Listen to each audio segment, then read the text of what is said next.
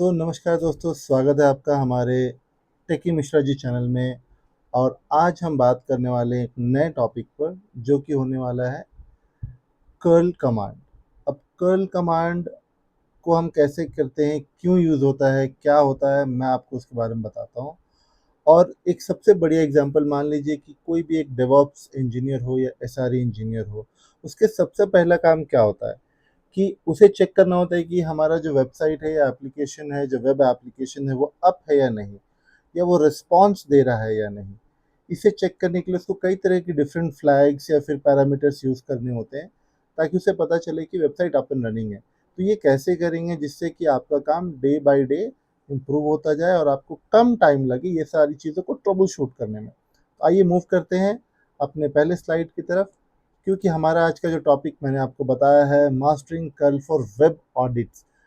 याद रखिए, web audit के लिए हम आज इस पे एपीआई चेक करना, एपीआई पे अलग अलग रिस्पॉन्स, पुट, गेट, डिलीट, ये सब हम बात नहीं करेंगे। हम सिर्फ कैसे एक वेबसाइट की ऑडिट करें यूजिंग कर्ल कमांड। तो ऑप्टिमाइजिंग सर्वर विजिबिलिटी ही इसका एक रिलेटिव नाम हो सकता है, कि कौन से फ्लैग्स यूज करके आप किस तरीके का डेटा निकाल सकते हैं अगर आप एक डेवऑप्स एसआरई या फिर क्लाउड इंजीनियर हैं। ठीक है, अभी देखते हैं जो हमारा सबसे पहला कमांड होने वाला है वो है कर्ल डैश हाइफन आई। अब ये करता क्या है, ये इंस्पेक्ट करता है। जैसे कि मैंने यहाँ पे आप देख सकते हो ऊपर में लिखा हुआ है, inspect server Meta data, coaching policies and sorry caching policies and status codes without downloading the HTML payload. तो उससे कोई मतलब नहीं है कि उस पेलोड में क्या है, वो फ्यू डिटेल्स निकालता है कि आपका वो रीच हो रहा है कि नहीं एंड तक, और क्या है। तो जैसे अगर मैं यहाँ पे एक मेरा वेबसाइट है और मैं इस पे डालूँ curl hyphen I www let's place something dot in, तो रिस्पॉन्स आना चाहिए 200, क्योंकि अगर ये अप है तो 200, डाउन है तो नहीं आएगा, या फिर आप ऑथेंटिकेटेड नहीं हो तो भी फेल होना चाहिए। अब देखो यहाँ पे क्या क्या आता है, H T T P, okay, हम रीच कर पा रहे हैं सर्वर को। किस डेट पे हमने किया, कैश कंट्रोल नो स्टोर, ठीक है, कैश स्टोर नहीं हो रहा है, बहुत बढ़िया। हेडर रिक्वेस्ट, हेडर पे ये गया है, कहाँ से गया, एज से गया। तो ये सारी इन्फॉर्मेशन अगर आपको चाहिए ये आपको मिल जाएगा। ठीक है, अभी आप समझो कि ये हेडर के सारे इन्फॉर्मेशन आपको प्रोवाइड करता है कि जब आप किसी वेबसाइट को रीच करते हो। ठीक है, अब हम चलते हैं अपने नेक्स्ट कमांड की तरफ, जो कि है हाइफन एल। ये क्या करता है, crucial for auditing SEO migration, tag the path from insecure HTTP to secure HTTPS version of any website which are trying to reach out. तो इसी एग्जांपल को अगर हम आगे बढ़ाए और हाइफन एल आई की जगह मैं हाइफन एल कर दूं, तो आपको क्या लगता है, रीडायरेक्ट मुझे वो बताएगा? देखते हैं। तो हमारे पास बहुत ज़्यादा डेटा आ गया है। क्यों डेटा आ रहा है ये डेटा आ रहा है बिकॉज हमारा जो ये आप देखो, हमने ये पूरा कंटेंट उठा के हमें पेस्ट कर रहा है यहाँ पे, राइट। तो बेसिकली ये करता क्या है, आप एसईओ की अगर बात करते हो, राइट, अगर आप कोई एच टी टी पी लिखता है कि आपकी website automatic H T T P S पे ट्रांसफर, यानी कि आपने H T T P secure करके रखा है, तो वो ऑटो ट्रांसफर होना चाहिए एच टी टी पी से H T T P S की तरफ। तो हमारा ये वही हो रहा है। अगर मैं एक सेकेंड मैं यहाँ आता हूँ, अनडू और क्लियर, हमने एच टी टी पी नहीं डाला था। अगर मैं ये डालूं तो भी ठीक है, और अगर मैं एस डालूं तो भी रीच हो रहा है। मतलब हमारा ये वेबसाइट जो है वो एच टी टी पी और H T T P S दोनों पे रीडायरेक्ट हो रहा है। मैं पी डालूं तो वो एस पे रीडायरेक्ट हो रहा है, जो कि हमने जैसा सेटिंग करके रखा है।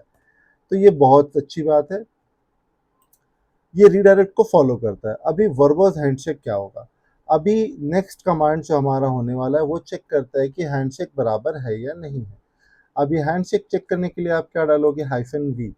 हाइफन वी ये आपको बताता है कि ऑथेंटिकेशन सही है कि नहीं, और ऑथेंटिकेशन अगर सही है तो वो आपको दिखाएगा connecting to let's play in port 443 and ALPN curl offers, जो अपना HTTP 1.1 पे जा रहा है, handshake curl client mode hello, और आपने जो भी उसका कंटेंट रहेगा वो पूरा आपको पेस्ट करता है। अगर मैं इसको थोड़ा सा जूम आउट करूं और आपको ऊपर लेके चलूं मैं यहाँ पे, तो आप देखो मैंने यहाँ पे क्या डाला था कमांड, कर्ल वी।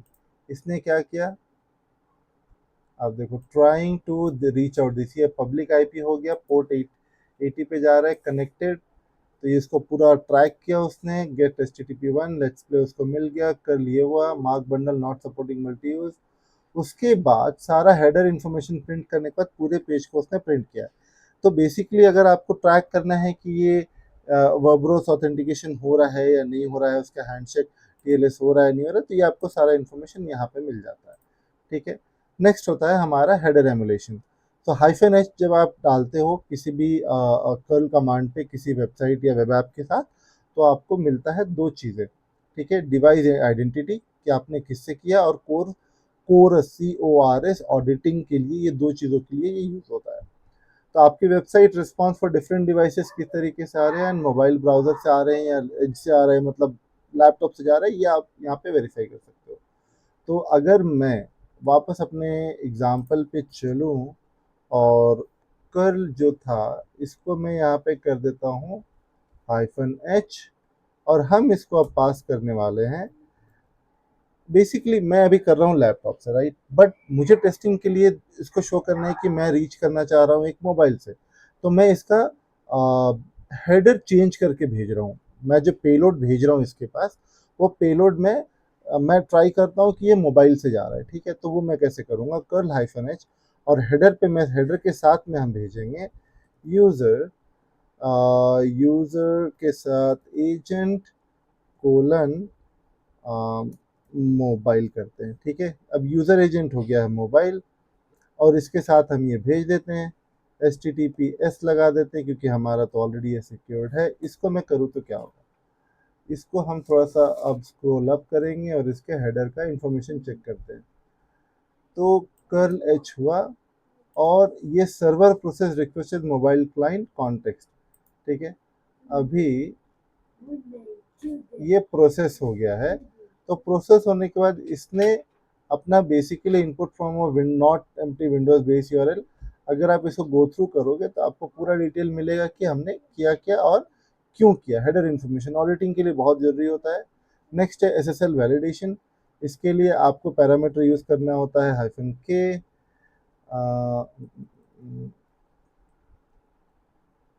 अगर मैं यहाँ पे K पास ऑन करूँ, देखते हैं क्या मिलता है, पास हो रहा है।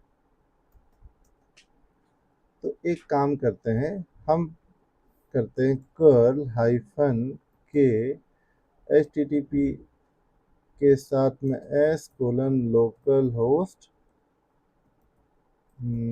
डॉट 8443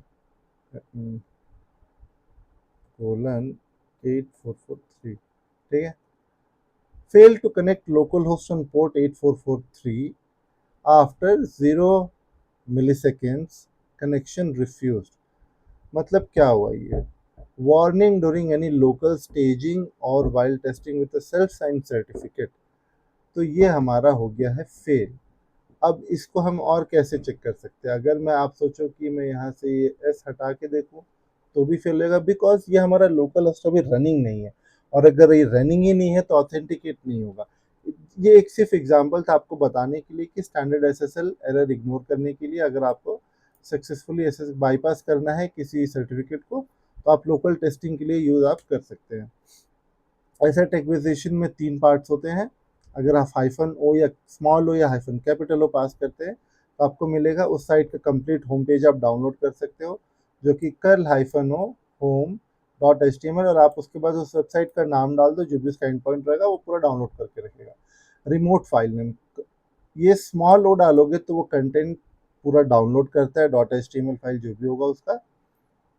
-O आप जब डालते हो तो automatically save asset using their server side names, example logos, script या PNG, वो सब एक एक डिटेल इन्फॉर्मेशन निकाल के लाएगा और वो उसको सेव करता है। This is ideally for automation script and mirroring static site assets.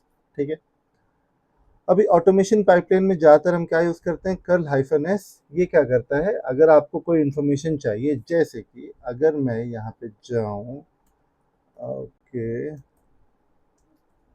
और मैं इसको एक काम करता हूँ, हाइफन एस, मुझे सर्च करना है कि इस वेबसाइट पे अ,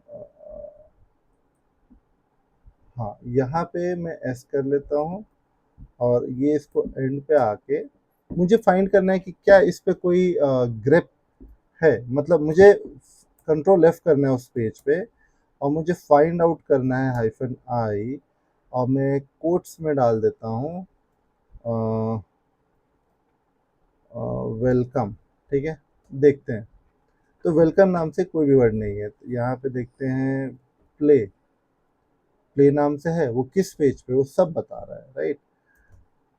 तो इस तरीके से आपको आउटपुट मिलेगा, वेलकम टू आवर साइट, अगर वेलकम है, और अगर वो सिर्फ प्ले है तो आपको वो मिल जाएगा क्लीन वर्क स्पेस। आपको ट्रबल शूटिंग या कुछ डिटेल्स फाइंड आउट करने हैं तो आपको ये बहुत ही ईजिली काम आता है।